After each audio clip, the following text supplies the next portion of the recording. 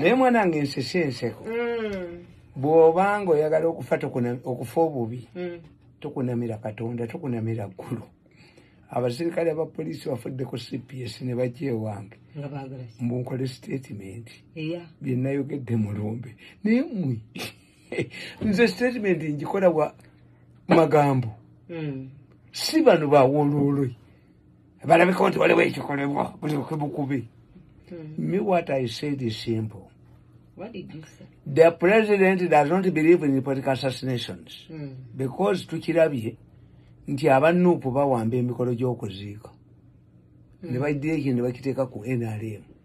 I stood up ne mbabuulira naye mbagamba tetugenda kukkiriza nkola ya kututta omwomu abanyarwanda bakikolanga mu neekongolera kiramutwaye empologoma zaabali mu neekongolera nga beesenda bwesenzi. We cannot allow this because ono minisita yabadde wa muhoozi ono omwana olwazze wa muhoozi ne bamukuba amasasi.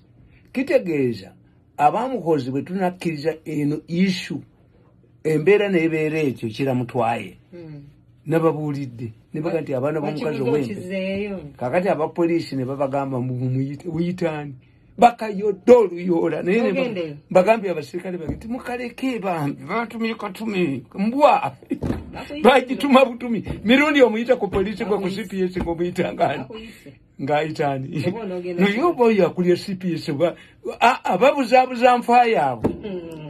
I can repeat it 100 times. Let me reduce it. If I'm facilitated, I can produce the killers of that boy in 70 days. I will reduce 14 days. But I cannot use the police. You have failed. Like, like an envelope. The police should like an envelope. Let me tell you, Mukamba Police. President Museveni, Nabagamba, the one who was summer. Yina abaana be nga balalu naye nga bafunyisa abawala embuto ng'abaala bagoba bakutte bukwasi abazadde baasalawo to relocate their children essomero ne likala. Mbabazi yatukuba naye nagenda ekawempe nga Mbabazi tebannamugoba ne nkola statement nti emmese bweruma ebigere by'obwana abaana abateewaka taata wabwaga nti bwalidde empuuta ne butanaaba naye emmese ekaseerume ekkanzu ya nannyinimu bagigulira Dyson ne mbagamba waliwo bagenda okugulira Dyson. Mbabazi yafuluma Mbabazi yakuba buli muntu yenna naye nga Museveni tamunyaga tannaluma ne ekkanzu ya nannyinimu eri agijjayo omukozi oba ku mpaka nti emmese yagirumye aleeta Dyson.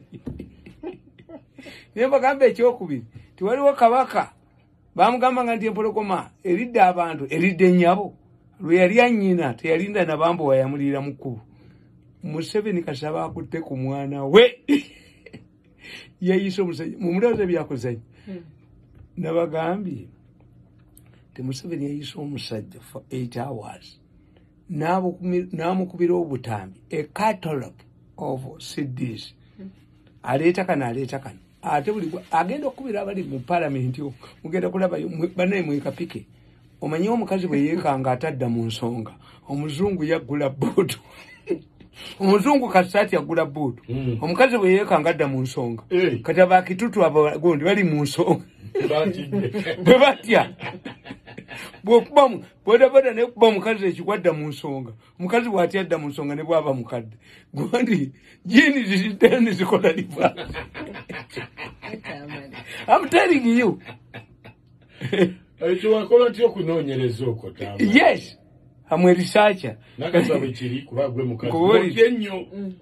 Kakati tola babano mwe mwina simplistic minds nakachwanga weekanze oddayo ku livansi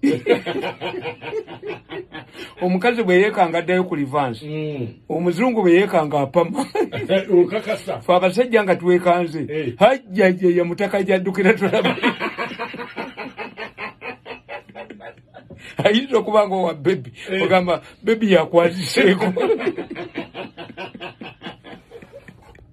Kakati nze nabagambye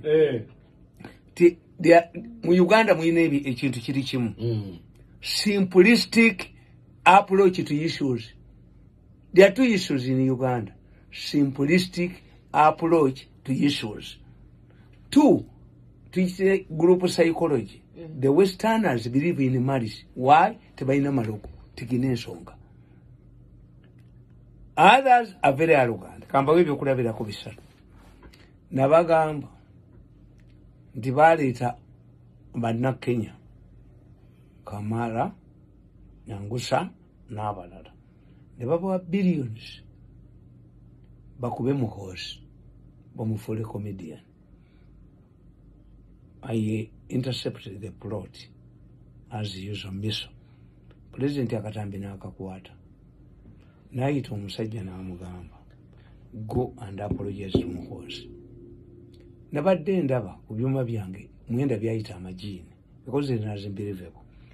Mwenda yakola research ne bamugamba nti ekyuma ekyo kyabalasha kirotating at 20,000 the Russian satellite Putin yamanyi. Mwenda naga nti the lowest price genda bikigula millions of dollars 16 Museveni tayinza kigula. Omusajja akozesa amajini. Yes. Mwenda yakola scientifically nti ekyuma abalasha bakiyina kyakuba America kibaketta n'ekigula $16 million. Museveni cannot buy it. Musajja yeyambisa amajini. Nenabye meeting Professor Ampulira. I don't know why the professor likes me. Professor yabaga nti omusajja omukwate $10 muzimutere ku account. Sali musali nabaga mukwate $10 muzimutere ku account. Ono omusajja wa finance bwe yavuye wasali yalaka walala. Kana kayina omutwe ne kagamba, we must say I don't trust that man. He must call his family and gwe ngankwina kapa kandi nakaliti jogo nka bim nkamala kubanze mbamba lako. Omusajja yagamba namugamba ate era mu psychology china musajja yo ekikugamba ti if you want to be a new person you die. Bwoba yagala okubeera omuntu omupya die mu byobufuzi tuyita invention. Musajja yabagambye nafudde nenkomawo ku nsi byenziza nabyo kwati bannange let us have a new start. Musajja nagamba I'm looking for muhozi naye simu ye tagikwata agiwa ba juniors. Do you believe that muhozi is happy? Simplistic approach to issues. If Museveni wanted to reconcile muhozi and you are relatives, close relatives, yali bayise mwembi. Ne Museveni okuga nti genda okole apology ne muhozi kitegeeza aganyi. Era fa abaganda batugamba nti omusajja yali agala okuwasa nga muwala we tayagala afumbirwe. Ezikiri eri amuwasa. Yagamba bw'oba yagala okuwasa muwala wange kwata embazzi oteme ku lwazi ogikomyewo nga tebongose. Impossible. Yaleeta ndala. Why didn't Museveni call the two relatives in a meeting and reconcile? Why did Museveni tell you to go and reconcile with the muhozi? Why should muhozi get from reconciling from you? Nga gomazo mukolache. Wabadde singa sayambye muhozi to expose badde bamo billions bamufule comedian. They are relative. Kati kitegeeza tibwobola ozandi muhozi agenda kusonyiwa. You are using simplistic methods.